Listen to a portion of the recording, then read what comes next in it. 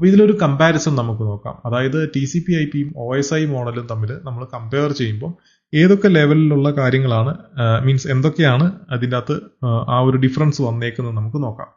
അപ്പോൾ ഇവിടെ നമ്മൾ നോക്കുകയാണെന്നുണ്ടെങ്കിൽ രണ്ടും എന്താ പറയുക, എങ്ങനെയാണ് നെറ്റ്വർക്ക് കമ്മ്യൂണിക്കേഷൻ നടത്തേണ്ടതെന്നുള്ള കാര്യം പറയുന്നത് കോമൺ ആയിട്ട് പറയുന്ന ഒരു കാര്യമാണ് ഈ രണ്ട് കാര്യങ്ങൾ, TCP/IP ആണെങ്കിലും OSI മോഡലാണെങ്കിലും.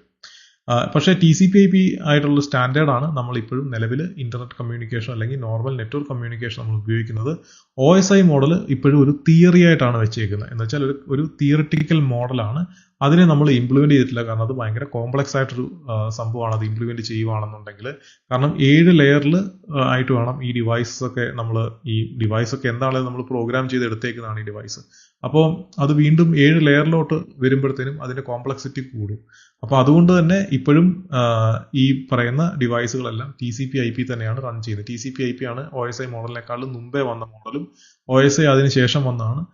പക്ഷേ OSI മോഡൽ ഒരു മോഡലായിട്ട് തന്നെയാണ് ഇപ്പോഴും വന്നിട്ടുള്ളത്. അപ്പോൾ ഇതിൻ്റെ അകത്ത് ലെയേഴ്സ് നോക്കുവാണെങ്കിൽ 4 ലെയറാണ് TCP/IPക്ക്, OSIക്ക് 7 ഉണ്ട്. ഇതിനകത്ത് ഏറ്റവും ടോപ്പ് മേളിലിരിക്കുന്ന ആപ്ലിക്കേഷൻ ലെയർ ആണ്.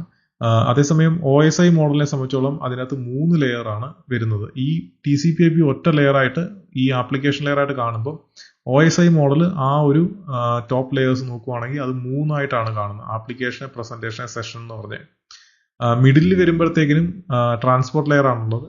OSIക്കകത്തും ട്രാൻസ്പോർട്ട് ലെയർ ആണ്. പിന്നെ അതിൻ്റെ അകത്ത് നെറ്റ്വർക്ക് ലെയർ വരുമ്പോഴത്തേക്കിനും ഇന്റർനെറ്റ് എന്നാണ് അതിനെ വിളിക്കുന്നത് TCP/IPക്കകത്ത്. OSI മോഡലിനകത്ത് നെറ്റ്വർക്കാണ് വരുന്നത്.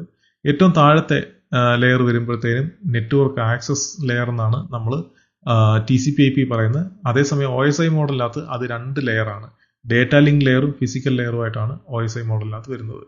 അപ്പോൾ ഇതാണ് ഇതിന്റെ പിന്നെ പ്രൈമറി യൂസ് എന്ന് വെച്ചാൽ പ്രാക്ടിക്കൽ ആയിട്ടുള്ള ഇംപ്ലിമെന്റേഷൻ, പ്രോട്ടോകോൾ ഡെവലപ്മെന്റും എല്ലാം നമ്മൾ ഈ ഒരു TCP/IP ബേസ് ചെയ്തിട്ടാണ് ചെയ്യുന്നത്. OSI മോഡൽ ഒരു കോൺസെപ്ഷനാണ്. ഈ കാര്യങ്ങളൊക്കെ മനസ്സിലാക്കാനും എങ്ങനെയാണ് വർക്ക് ചെയ്യാനും അതുപോലെ ഒരു ബെറ്റർ എക്സ്പ്ലെയിൻ ചെയ്ത് ഒരാൾക്ക് കൊടുക്കുമ്പോൾ അത് ബെറ്റർ ആയിട്ട് തിയറിറ്റിക്കലി നമുക്കത് എക്സ്പ്ലെയിൻ ചെയ്യാനും എളുപ്പമാണ് OSI മോഡൽ. അതേസമയം TCP/IP വരുമ്പോൾ അത് അത്രയും സ്പ്ലിറ്റ് അല്ലെങ്കിൽ അത്രയും ഡീറ്റെയിൽ ആയിട്ട് TCP/IPക്കകത്ത് നമുക്ക് എക്സ്പ്ലെയിൻ ചെയ്യുന്ന കാര്യം പാടായിരിക്കും. പക്ഷേ OSI വരുമ്പോൾ കുറച്ചുകൂടെ ഡീറ്റെയിൽ ആയിട്ട് എക്സ്പ്ലെയിൻ ചെയ്യാനും തിയറിക്കൊക്കെ വേണ്ടിയിട്ടാണ് നമ്മൾ OSI ഉപയോഗിക്കുന്നത്. ഇതാണ് തമ്മിലുള്ളൊരു കമ്പാരിസൺ എന്ന് പറഞ്ഞു കഴിഞ്ഞാൽ.